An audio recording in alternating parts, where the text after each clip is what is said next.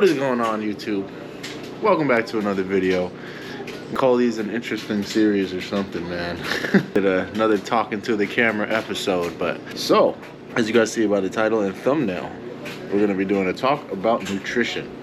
Where I started, where my mindset was, I learned, how I learned it, and go from there. So hopefully you guys enjoy this type of content. I'm trying to bring what I think would be helpful for someone that was obese and looking to reach some fitness goals, right? And what I would prescribe to some of my bigger clients or clients that are looking to drop body fat, right? So again, if you guys watched the previous video, you guys know a little bit about me. I was 305 pounds. I ate out 3 to 4 times a day. Smoked cigarettes. I wasn't really a big drinker, but on off occasion I would drink. And so I was always looking up to people that were fit and jacked. And so the moment that changed for me was, I outlined this in the last video, was my wife asked me what it was I wanted to do. And I didn't know how to answer that. And so I started asking myself hard questions and asking myself what it is that I wanted to do. And I wanted to start doing things that I thought from that point in time that I wanted to do things that were impossible, right? I want to prove to myself that things are possible. I'm tired of getting dealt hard circumstances, these hard challenges in life, and I'm just a victim to them, right? So I decided that I wanted to drop that victim mentality, and I wanted to get up and I wanted to do what I always looked up to, bodybuilding or jacked dudes, right? So the moment that changed my life was that so my wife is from Missouri, and she was in Missouri and I was in California, and I was just like, I gotta start doing something with myself. She came back from Missouri, and I remember that the whole anxiety that I had was still there when she came back, and I was just like, I gotta do something about this. And that was the moment that I decided, I'm like, I'm just gonna go to the fucking park and start doing pull-ups and dips and push-ups. And that's what I did. And challenges that I faced were just a lack of knowledge. I told you guys in the last video that I lifted and had a basic understanding of nutrition from when I was a teenager, but not to the level that I have it now. And even when I started losing weight, I had a pretty bad understanding of nutrition, right? I just knew that I needed to eat less, essentially be in a calorie deficit. And so the challenges that I faced were not understanding what good and bad digestion were. And I think a lot of people the average person, I think, would have cravings, right? So for me, I'm not gonna lie, I didn't really have too many cravings just because I was so hungry for reaching my goal. I'm still kind of that way. I have cravings now, not gonna lie, but those cravings that I have can be met by making foods that I like to eat healthy, right? Or not healthy, but macro friendly. Because in my perspective, the knowledge that I've gained, bodybuilding is not 100% the healthiest thing that you can do for yourself, but it's the coolest fucking thing that you can do for yourself, because you're gonna embark on a fucking journey and learn more about yourself than you ever fucking thought that you would, right? So anyways, enough rambling about me, right? So calorie deficit, the basics that I learned were from YouTube, as I'm sure that you guys are watching this video or learning from this YouTube video, right? So the basics that I've learned were in, calories out, right? So this wasn't something that I learned until later on in my nutrition and bodybuilding and fitness journey, whatever you want to call it. But calories in, calories out, right? You can essentially, if you are allotted 2,000 calories a day, right? And you decide that you're gonna eat 2 meals a day, and you're gonna go to McDonald's and you're gonna get a Big Mac meal, right? I think a Big Mac is 700 calories, and small fries 300 calories, and you get it with a Diet Coke or something like that, right? So something like that, and you eat that two times a day, every day, for 6 months. The laws of thermodynamics, which are the way that your body processes calories, the way that your body works, uses food, uses calories, uses macronutrients as energy, right? The laws of thermodynamics will tell you that you are going to lose weight, and you are going to lose weight, for sure. But your body composition of what you are expecting when you lose weight, because a lot of people, when they say that they want to lose weight, are expecting to lose body fat, right? Body fat and losing just overall weight are two different things, right? So calories out definitely has a huge role, right? The next thing would be macronutrients, and this is where I had the basic understanding, but I didn't have a good understanding, right? So macronutrients is, you want to ensure that you're getting enough protein, right? Enough protein would be 1 gram per pound. Now I'm going to say, if you are morbidly obese, and I don't mean this in a mean way, but if you are morbidly obese, you are 35+% body fat. I would say to aim for, depending on your height, I would say to go in, if you are serious about embarking on your fitness journey, to go and get a basic body fat test, or if you have a scale that tests your body fat, and learn what your skeletal muscle mass is, so the weight of your bones and the weight of your muscles, and eat 1 gram of protein per pound, right? So I would learn what that is and eat maybe 10% more than whatever that number is, right? Because if you are, let's say for instance, you were 305 pounds and you go to eat 305 grams of protein, it's probably a bit too much, right? So the bad thing that comes with eating too much protein, as I'm sure everybody knows at this point, is if you have too much protein, you are gonna have the worst bubble guts possible. Your poop is almost never gonna be solid, and you're gonna be gassy all day. That is something that nobody wants, right? Of course you want healthy fats in your diet, but fats are gonna be the most calorie dense, the least satiating things, right? So you want healthy fats in your diet for sure, but a teaspoon or tablespoon, 15 milliliters of olive oil is 120 calories, and it's literally drizzle, right? So you're gonna cook your food in olive oil for sure, but just be aware that you could probably be filling that volume with a fattier choice of protein, let's say salmon, or you can add an avocado to your meal or something like that, rather than cooking your food in an oil. So you get your necessary healthy fats, and you can stay satiated for much longer, right? Satiation is, if you guys don't know, satiation is how full you feel from the meals that you eat. If you are eating 900 calories of fat in one meal, let's say from peanut butter and mixed nuts, you are going to be so hungry in about 2 to 3 hours after that meal that you're probably going to not feel like you ate a damn thing. Probably even quicker than that, to be fair, because there is so little food volume in fats that are very misleading to the average person. So generating a calorie deficit would be, you would like to have 1 gram per pound of protein. You'd want to have at least, it's going to be vary from person to person, but I would say start at 60 to 70 grams of fat in your diet, which is going to be essential healthy fats, right? So you want to eat eggs, you want to eat salmon, you want to eat avocado, things of that nature, where you can get your healthy fat sources that are somewhat relatively voluminous foods, right? And so you're going to generate your deficit from carbs, right? And the importance of meal timing is not necessarily insane, right? But what you want to do is, obviously on days that you're not planning on doing anything, let's say, I'm assuming if you're looking at this nutrition video, you're probably interested in going to the gym, you're probably interested in doing some sort of thing that's going to get your heart rate elevated so you can expend more calories, right? So that'll be my next video. But carbs are where you're going to be generating your deficit. So regardless of where you are in your fitness journey, your protein and your fat numbers are relatively going to stay the same. And where you are going to generate a deficit, maintenance, or a surplus would be from your carbs, right? So let's say you're at 2,000 calories a day, and I actually have those numbers. Let's say you are 160 pounds. You're going to have 160 grams of protein, you're going to have 200 grams of carbs, and you're going to have, I think it was 70 grams of fat, and that adds up to about 2,000 calories a day, right? So 2,000 calories a day, especially if you're cooking from the recipes that I've shared on my YouTube, is calories, quite a lot. You can find high volume foods that are going to keep you so full that you're not even going to have cravings, that you're not even going to think about.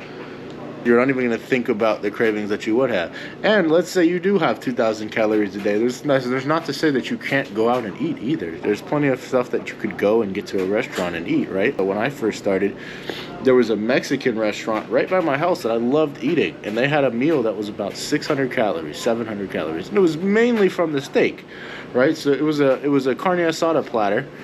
I would tell them no cheese. It came with a little salad, and it was carne asada. It was about 8 ounces of carne asada. That was Mexican rice and refried beans. High fiber in the beans, high carbs in the rice, and there was about a cup of rice. So that's going to be about 200 calories, about 60 grams of carbs, and the rest of the calories are going to come from the meat, right? So that is something that is easily sustainable that you can have every single night, right? So again, it doesn't have to be hard to lose weight. You really just got to focus on what it is that you like to eat and how you can prepare it or how you can get it and time it in a healthy manner, right? So protein utilization really helped me. I would say, oh, sorry, going back a little bit, we'll probably let that part out. So real quick, sustainable habits will lead to long-term results. You don't want to go and generate a fucking deficit of 1,000 calories and be like, oh, I want to lose 4 pounds a week, right? Which is substantial. That is almost 20 pounds in a month, 16 pounds a month, right? And I want you to think long-term, right? Everybody wants to reach their goals right now, right? But the journey of weight loss and fitness is the journey of delayed gratification. Making yourself sacrifice what you want now for what you're going to get tomorrow, right?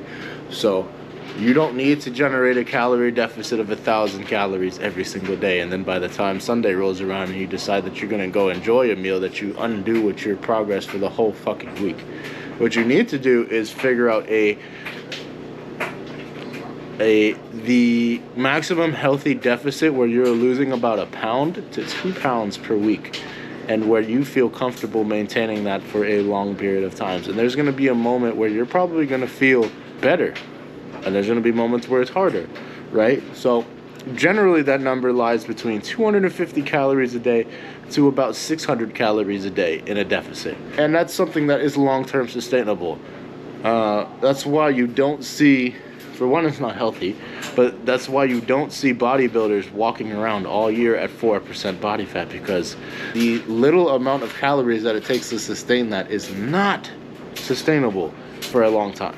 The amount of brain fog, the amount of energy that it takes to even speak at that level of body fat is insane, right? So it's not sustainable year round, right? So find a calorie deficit that works for you, that you're able to maintain, even if it causes you to lose weight a little bit slower. So, power of protein. Find your favorite high protein snacks and meals where you can time it properly, right? So if you wanted to do 3 meals a day and a snack at work, perfectly. Many people don't know that if you get Greek yogurt, it's relatively high volume, high protein, low calorie food, right? So you could even, so for instance, the other day I made a Greek yogurt pudding, right? And it was honey, it was berries, it was baking cocoa, and it was about 200 grams of vanilla Greek yogurt. And it was a perfect little snack. It was like 600 calories, I believe, right? And again, my portions are not going to be your guys' portions, but you can relatively get a good volume of food in your diet that is tasty, that you can sustain, right? So what you need to find is calories or foods that you enjoy, right? So if you enjoy Greek yogurt, find different ways to make Greek yogurt. You can easily take Greek yogurt and oatmeal, mix it up, and have overnight oats. Delicious. Chicken breast, chicken thighs are actually relatively low fat, especially if you trim the fat. There's ground beef, I would say anything that's above 90% lean is probably a good choice. If you go to Costco, I believe they have the 91.9. It's 10 pounds for, I don't know the price, right? But it comes frozen, right? It's frozen 1 pound tubes, cost effective. Anything above 90% for beef, there's plenty of any white fish, or any white fish is gonna be lean. You want to find your favorite sources of lean protein that you can relatively have on a good rotation, so you don't get burnt out of them, and you can make different meals with them and sustain that long term, right?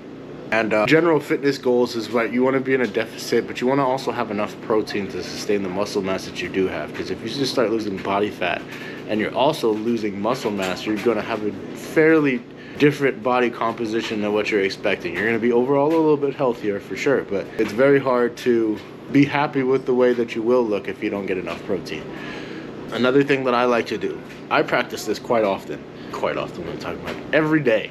There's no skipping this. I have my meals prepped for the day after. That's the end of my day every day, is I'll come home, and it makes it easier because I already know what I want to eat, which is going to be chicken, broccoli, and rice. I enjoy that. Everybody's different, but I do about 3 ounces of chicken thighs, about 125 grams of frozen broccoli, so it's about one of the normal servings, right? I chop this up into 3 meals.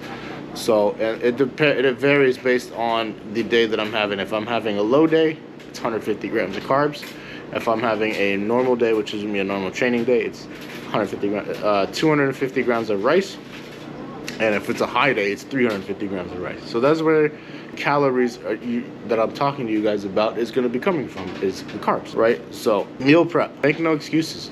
There's plenty of people that I know that meal prep for the entire week. I don't personally like to do that because the freshness quite matters to me. As it is, I don't really like the meals prepped the day after, right? But it is what it is. It's fresher than if I were to make it for the whole week. And I'm not going to get up early to cook in the morning and have fresh meals for the day. So that's just the way I do it. It makes it work for me. But meal prep, you can't make excuses if you have a week full of food in your fridge and you come home and you open your fridge and it's just meal prep containers or stuff that you could easily put together to make a meal, right? If you made, let's say you made 2,000 grams of rice, so that's supposed to last you for the entire week, and then you got whole 4 or 5 pounds of chicken breast, and you got your favorite low-calorie sauce, right? It's another thing that you guys can add to your meal prep that I utilize quite a bit is 0 sugar barbecue sauce, low-calorie ketchup, mustard. There's something that I put in a video quite a while ago. It's called Bragg Liquid Aminos. It's soy sauce, but it's mainly a protein base, so relatively low-calorie sauce. Find stuff that you can easily just throw together because you made it on Sunday, right? And your go-to meals for losing fat versus building muscles, right? So you need to find your meals that work for you, and you're burning your fat and building your muscle at the same time, right? So again, this goes back to sustainability. Find stuff that will sustain you long term rather than, fuck, I'm so tired of eating this diet food that I don't really like, I'm gonna go to McDonald's. Navigating cravings and emotional eating. So even tonight, I'm guilty of this, right? I have a big 30-pound tub of peanut butter. I was looking at it right here, actually. Big 30-pound tub of peanut butter that I got from Missouri from the local Amish community. And I generally have a smaller container. It's a Jiffy container. And I'll put a good amount of peanut butter in it, fill it up about 3/4 of the way, and I'll put salt in it because I prefer my peanut butter salted, right? So I was scooping it out, and I was just like, oh, what how this tastes? And that comes to cravings, right? So I had a spoonful of it, and then I had another spoonful of it, and I had to stop myself. Because if you realize what's happening in the moment, you'll be able to stop yourself, right? So the strategies that I would use is to simply ask yourself in that moment, are your actions in line with your goals? Are your goals to be going right back to where you started? Or are your goals long term, I want to be lean, I want to look like X, Y, and Z, I want to have my body look like X, Y, and Z, right? Ask yourself those hard questions, be introspective, and it's not going to be easy for sure. Another trick that I like to use is just simply not having that food in the house, right? So if you know that you can't control yourself, if you have Sundays or your refeed days, we'll call them that, because I don't really like to call them cheat meals, but we'll call them refeed days, right? Where you have a meal that's off your plan, right? Let's say you have your Sunday food, and the Sunday food is oatmeal cream pies. You're allowed to have 2 with some whole milk or something like that, whatever it is that you like to eat, right? You have a small amount of it so your diet doesn't get stale. Let's say you have your oatmeal cream pies and you're passing by your kitchen and you're like, oh, I need to have one, right? And then you end up eating 1, 2, 3, 4, boom, there goes your deficit for the day. The best way that I've found that to not have that issue is to just simply do not buy it. Don't have it in the house. Don't have that temptation there in front of you. Buy it on Sundays and keep it in your trunk. Keep it where you don't see it, or just buy single servings of it. So that way after your meal, boom, there's no temptation. Another trick that I like to have is just have low calorie snacks ready, right? So you pass by that oatmeal cream pie and you're like, I have to have one. But then you look and there's an apple right next to it. Eat the apple, a whole apple is generally pretty low calories, right? So find healthy, sustainable actions that you would use that sound good to you. And it's very, again, breaking a habit is not a one-day thing. Breaking a habit is multiple days of consistent actions that are in line with your goals, right? Another thing that you want to do is there is plenty of calorie counters, macro trackers out there, right? So there's even plenty of them where you can just set it up to have the same consistent meals every single day. I need the importance that I found in that is monumental because it keeps me on track. It allows me to know that I'm not lying to myself in what I'm eating, right? So I personally use Chronometer, but there's my Fitness Pal. There's Lose It. There's, what's the one that Samsung like uses? I don't know. You go on Apple App Store, you go on the Google Play Store, and you just type in calorie tracker. Download the first one that you looks like you're able to use it. They all generally do the same thing. Hold yourself accountable and make sure that you are putting in the foods that you want to put in your body and holding yourself accountable, right?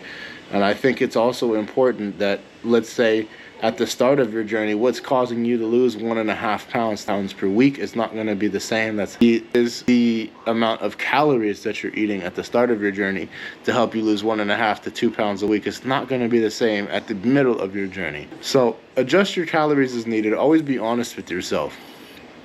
Yeah. So supplements. Typically I tell everybody to keep it as simple as possible, right? So I would say, being that you're going to go on YouTube and Instagram and whatever and see all these, oh, this does this and this does this. Frankly, I think it overcomplicates your journey. What you need to focus on is just getting a good multivitamin and getting a good fiber supplement to ensure that you're getting enough digestion. Everything else will come naturally. If you really want a supplement to start with, right? So the 3 things that I would recommend: good multivitamin, whether you're a man or a woman. Good multivitamin for men, good multivitamin for women. Good fiber supplement. You can go on Amazon and just type in psyllium husk and get raw psyllium husk powder. Tastes like shit. Be fair. Fair warning. Tastes like shit. Get used to it. Ensure good digestion. You could just go to the store and just get Metamucil, something like that. Something with fiber supplement. 3, creatine. Can't go wrong with those 3. Helps you stay on track. Now, I'm not that these are wonder supplements. Good multivitamin is to ensure that you're getting the amounts of minerals and nutrients that you're not getting from your food.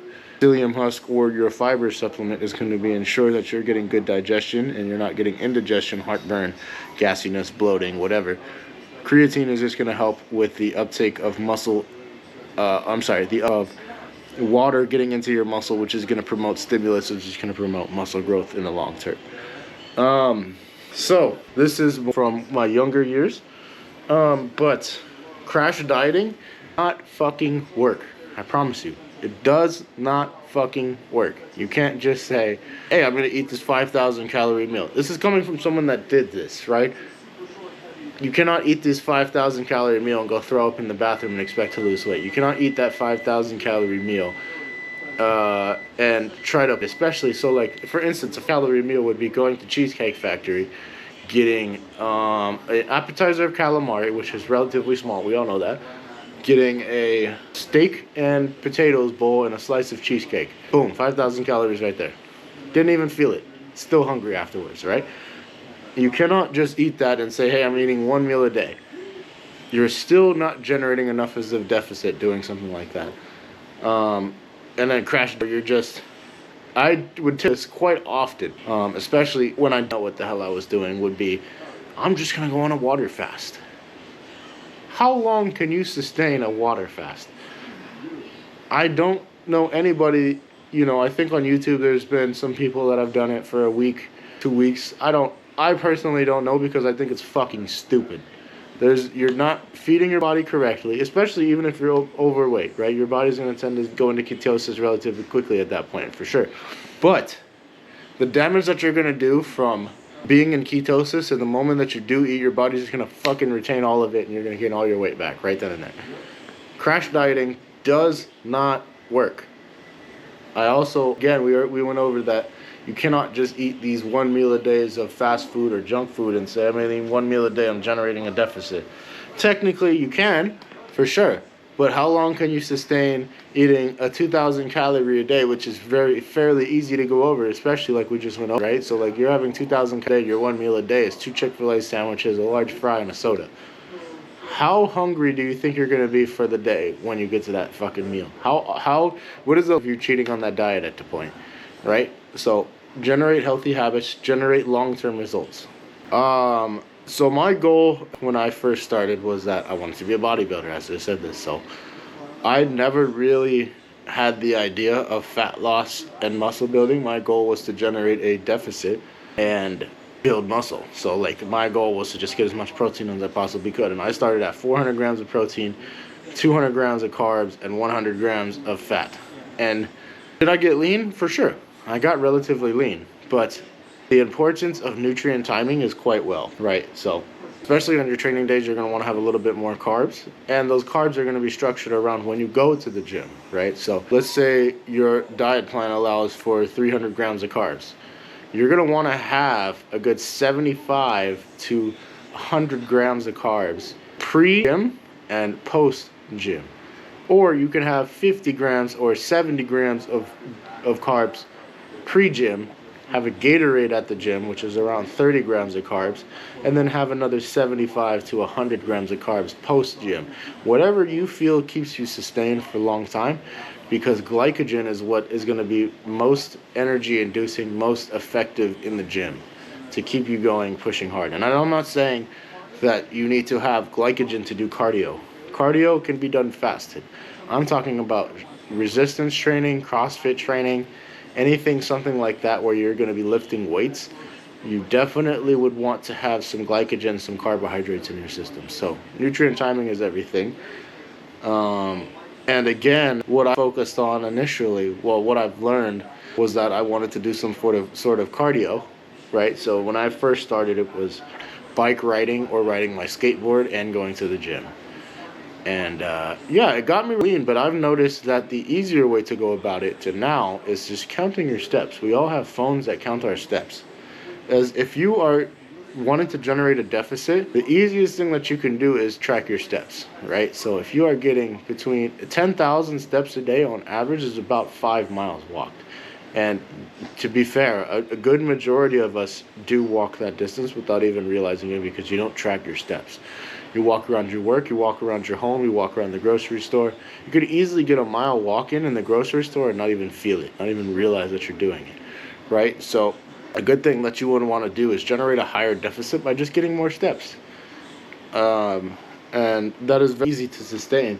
So just wrapping it all up is, anything is healthy habits that you can sustain long term, right? And I know for me, the reason that I take bodybuilding even more serious now is that I have my son on the way.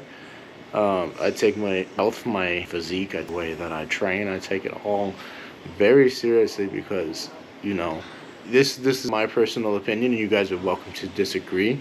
But your kids, your offspring, your people around you are more likely to be like you if you are a role model, right? And if your role model is to go and give up when shit gets hard, or your goal is to go to eat fast food every opportunity that you get, how likely do you think your kids are, or you people around you that are looking up to you as role models, are to be in the same position as you, feeling the same way as you do, right? So we all don't want to project our pain on anybody. My goal is to spread as much positivity as possible, right? So I know what I need to do to be okay, right? So take that just as seriously. Everybody wants to be in shape. Everybody wants to look a certain way, and it's all up to you at the end of the day. So hopefully this video helps you guys, get you guys on track. Balance your macros, balance your calories, download a tracker, find foods that you're able to sustain long term. Go look at my recipe videos if you guys are lost on what you should eat. And if you guys are looking for personal coaching, or if you guys are looking for someone to help you get to that, give you a level of guidance and set up everything up for you, so you guys don't have to do you're doing how much calories you should have to generate a deficit, let me know. DM me on Instagram. I'm very knowledgeable when it comes to this, and this is my passion in life, is giving quality information and helping people reach their goals. So it's your boy, Bethlehem the Beast, and I'll catch you guys in the next one.